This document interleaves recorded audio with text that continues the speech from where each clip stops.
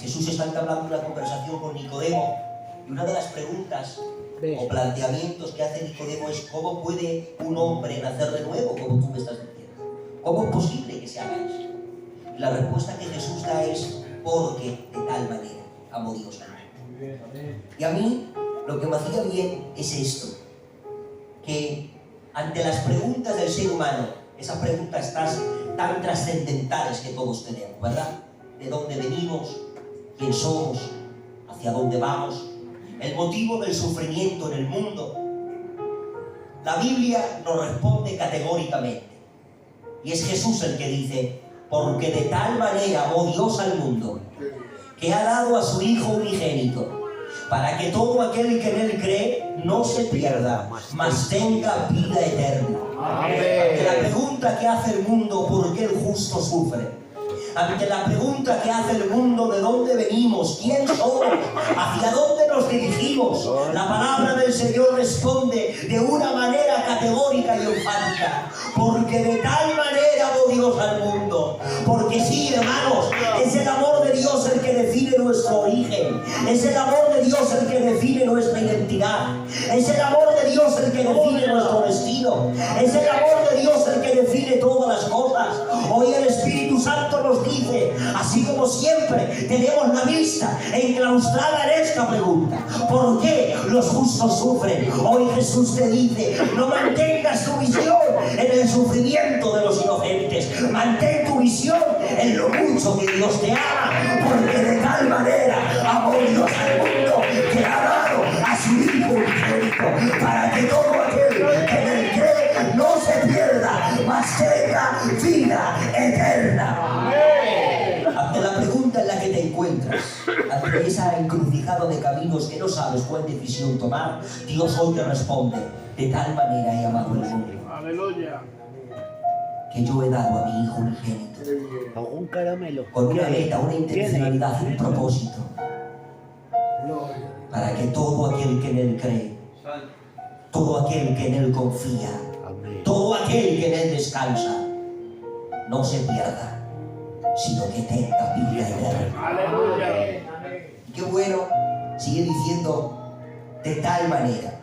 Y es que cuando aquí está diciendo de tal manera es un adverbio, y de otra manera lo que está diciendo Juan es: no puedo describir el amor de Dios, y por eso lo hago con un adjetivo, con un adverbio que está diciendo una exageración, una hipérbole. De tal manera amó Dios al mundo. No hay una palabra para definir el amor de Dios.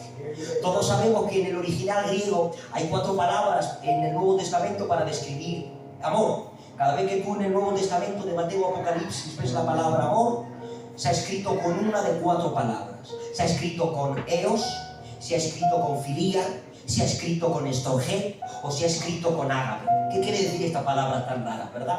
Filía es el amor filial, ¿de acuerdo? Estorgé está hablando del amor de compañerismo, el amor de la amistad. Eros habla de cupido, está hablando del amor de la pareja. Pero finalmente hay una clase de amor diferente. Hay una clase de amor que no encaja en un amor de pareja.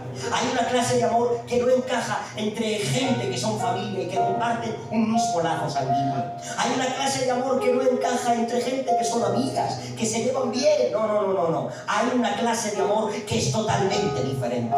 No es el amor de un amigo, no es el amor de un esposo o de una esposa, no es el amor de alguien de familia. Es el amor ágape. Esta palabra significa un amor puro, un amor vivido, un amor desinteresado, un amor profundo, un amor espiritual, un amor que no muta, que no cambia, que no varía, un amor que es trascendente a todo lo que podemos llegar a entender. De ahí la palabra desinteresado. El amor ágape no busca su propio bien, busca el bien del ser al que ama, busca que la otra persona sea feliz, que la otra persona esté alegre, que la otra persona esté contenta, que la otra persona disfrute. Ese es el amor que Dios quiere para ti.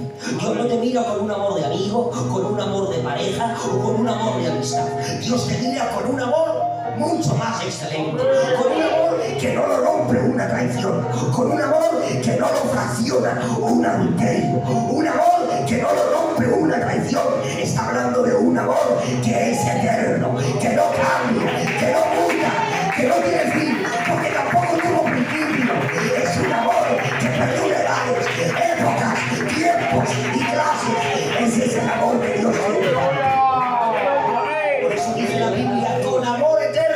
amado, dice Dios, por lo cual prolongué mi misericordia sobre ti.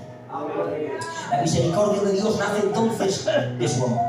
Alguien dijo, ¿tú puedes decirme cuándo nació Dios? No se puede.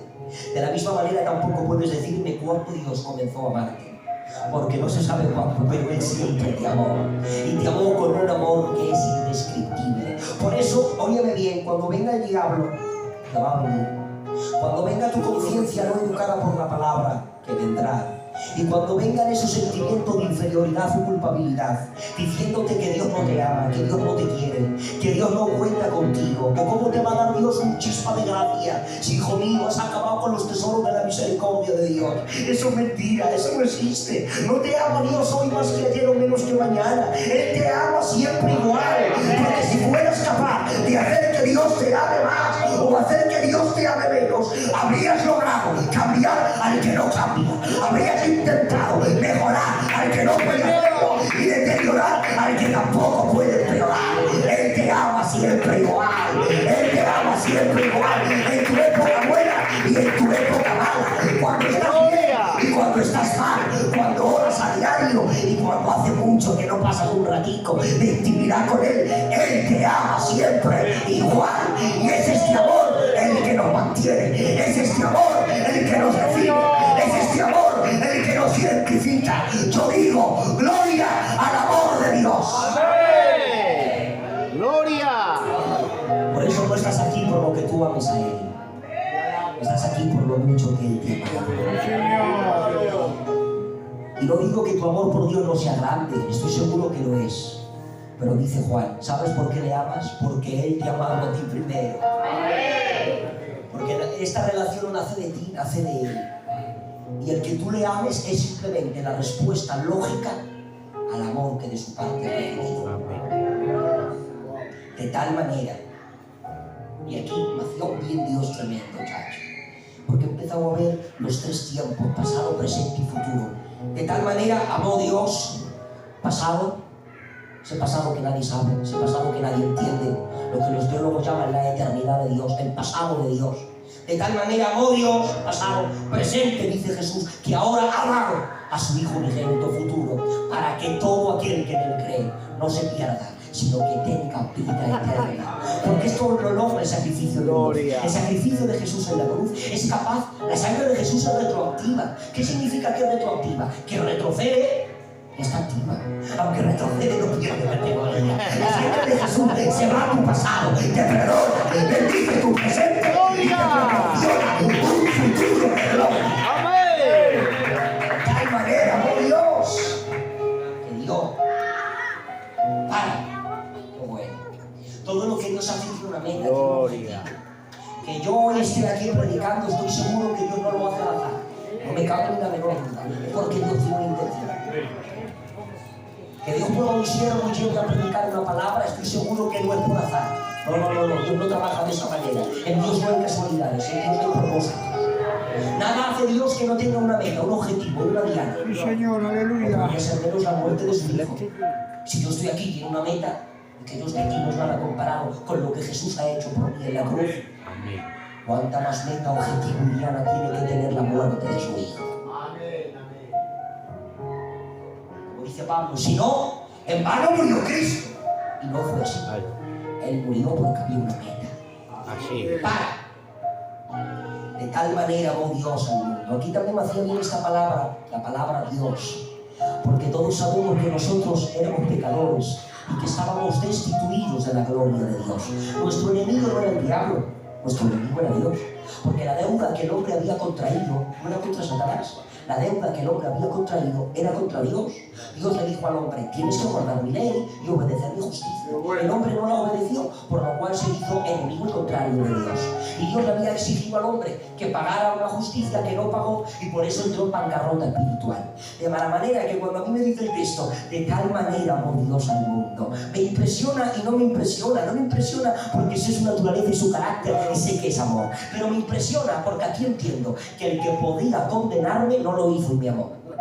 El que podía juzgarme no lo hizo y aprovechó la cantidad necesaria para que se me declarara inocente. ¿Qué digo yo inocente? Justo, porque Dios no me mira como que nunca hubiera pecado. Dios me mira como que siempre hubiera hecho justicia.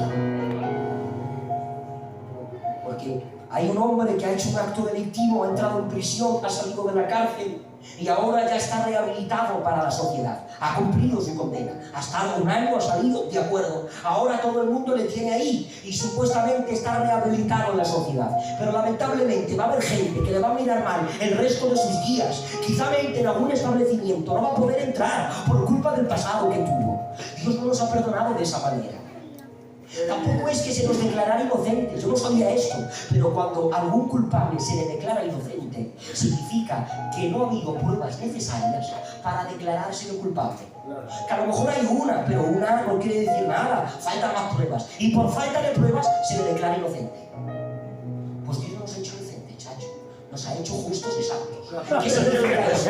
Ha mirado Dios en nuestra cuenta cosas para declararnos culpables, y ya lo creo que ha encontrado Dios cosas para declararnos culpables. Ya lo creo que había pensamientos, palabras, acciones, cosas buenas que podíamos haber hecho y sin embargo nunca las hicimos. Yo creo que no le faltaban al Señor argumentos, pero sin embargo eso, ¿saben lo que hizo el Padre? Cargarlo en la cuenta de Jesús. Se lo transfirió a Él y Jesús murió en tu lugar. Y ahora la justicia y la santidad que solo Jesús tenía por merecimiento y derecho nos ha sido transferida, imputada a todos aquellos que se arrepienten y creen en la muerte de su Hijo. De manera que ahora el Padre, cuando te ve, ya no te puede declarar inocente, te declara santo, te declara justo, porque sobre ti está el manto de la justicia de Cristo. Y cuando te ve aquí, ve a su Hijo en ti, te ve santificado con su gloriosa sangre.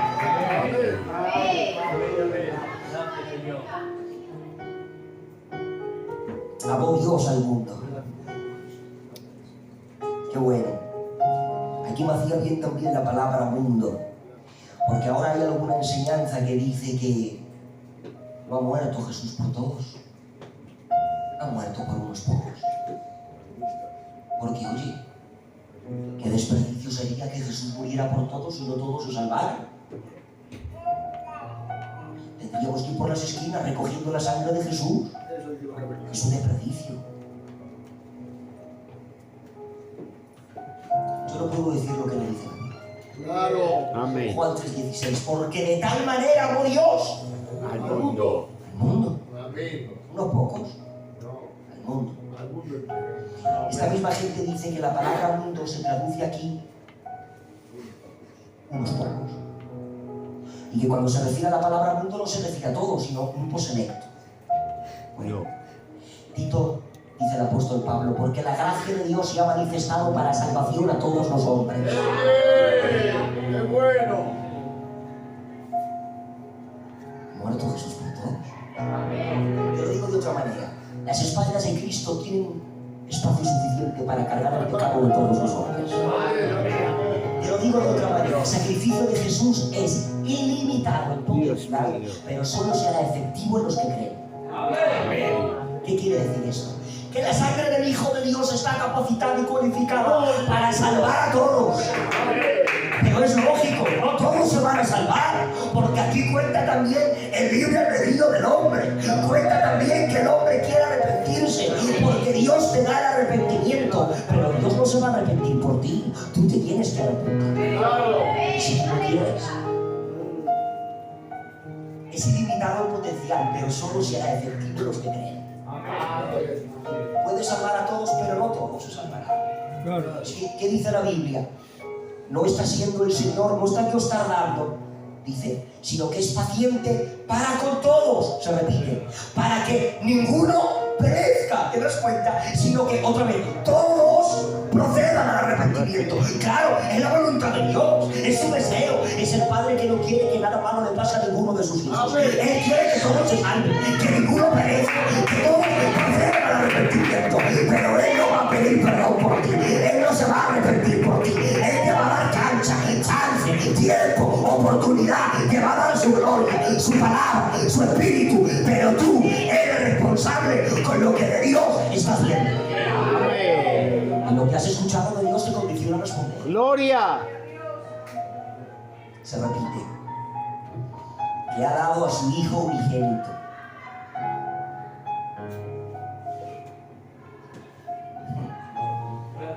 y ha dado a su Hijo unigénito. Qué bueno. Dice el Pedro de Caño Roto, porque no teniendo Dios nada más que darte o nada mejor que ofrecerte, te dio a su Hijo. Porque no te ofreció Dios ningún ángel, ningún querubín, ninguno de los 24 ancianos. No te dio Dios al padre Abraham, no te dio Dios a Jacob, te ha dado Dios a su Hijo. Aquí la palabra unigénito, si no me confundo, significa único. No tenía Dios más hijos. Y siendo el único que tenía, te lo dio. Te dio lo mejor que tenía y lo único. ¿Qué dice Pablo? Si no escatimó ni a su propio Hijo, sino que lo entregó por todos nosotros, ¿cómo no nos dará también con Él ahora todas las cosas? Ahora que ya hemos sido lavados con su sangre, limpiados por su sacrificio y justificados en su muerte. Te ha dado Dios todo lo que tenía. Te ha dado ni más ni menos que al Verbo de Dios, al Verbo de vida, al Hijo de Dios, al Hijo del hombre, al varón de dolores, al experimentado en quebranto. Aleluya. Te ha dado Él a la sombra de gran peñasco, al escondedero contra el viento, a la estrella resplandeciente de la mañana. Te ha dado al que es, al que era, al que ha de venir. Te ha dado al Todopoderoso, a la cabeza de la iglesia, a las primicias de la resurrección. Aleluya. Te ha dado todo lo que tenía. Te ha dado al Dios perfecto para el hombre, al hombre perfecto para Dios. Te ha dado a su Hijo unigénito. Gracias. ¿Sabe por qué? Para que todo aquel, todo, la condición es esta. Ya lo he hecho yo todo por ti, pero tienes una condición. Tienes que creer. Qué poco lo que Él te pide a cambio de lo mucho que ha hecho. Tienes que creer. Creer. Dice quitarte del pecado. No, creer. Porque la consecuencia de creer es cambiar. Si crees, cambias. Amén. Creer. La palabra creer es confiar. Lo dije otra vez, lo vuelvo a repetir. Un hombre deja su nación y se va a las islas perdidas del mundo a evangelizar. Y les está evangelizando, testificando, predicando de Cristo. Y cuando quiere hacerles entender esto, creer, arrepentirse lo podían entender lo que es arrepentirse. Pero no podían entender la palabra creer. Imagínate, indígenas perdidos del campo, como digo yo. ¿Cómo les haces tú entender la palabra creer? Y este hombre durante tiempo decía, ¿cómo se lo puedo hacer entender yo? ¿Cómo se lo puedo hacer entender? Hasta que un día, entrando en una chabola de uno de ellos, se sienta en una silla. Y cuando está sentado en esta silla, con mucho respeto, le dejan como un aposento donde descansan los pies. Y en ese momento le viene la luz del Espíritu Santo y dice, esto es creer. Esto es confiar. ¿Cuál? Descansar. Así como tú has necesitado de una silla para poner tus pies y descansar, diles que eso es creer. Descansar, que lo que yo hice por ellos en la cruz es más que suficiente y no tienen que obrar con la intención de ganarse mi amor. ¡Oh, gloria! Que yo ya les hago y que crean que lo que he hecho por ellos es más que suficiente.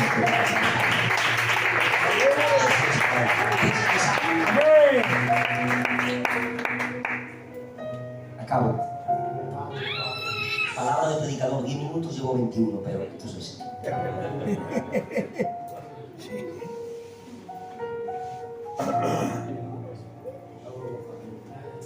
Dos palabras, ¿y cuánto significado está diciendo Jesús? Dice, para que todo aquel que en él cree no se pierda. Otra palabra, tenga vida eterna. En dos palabras está diciendo, el sitio del que tienes que huir y al cual ojalá todos lleguemos, para que no se pierda. Hablando de ese lugar de tormento, ese lugar de juicio, ese lugar de muerte, sino que tenga vida eterna. Amén. Ese cielo que Dios ha preparado para todos aquellos que creen y confían en su obra, para todos aquellos que descansan en su obra y hacen del sacrificio de Jesús lo que les sostiene. Dice Pablo a Timoteo, hijo mío, esfuérzate en la gracia de Dios. Otra traducción bíblica dice que la gracia de Dios sea tu fuerza. Deja que la gracia de Dios te sostenga. Permite que las manos del Espíritu Santo te lleve a hacer aquello que tú y yo no podemos por nuestras propias fuerzas, pero que en Él todo lo podemos porque Cristo nos fortalece. Que el Señor nos bendiga mucho.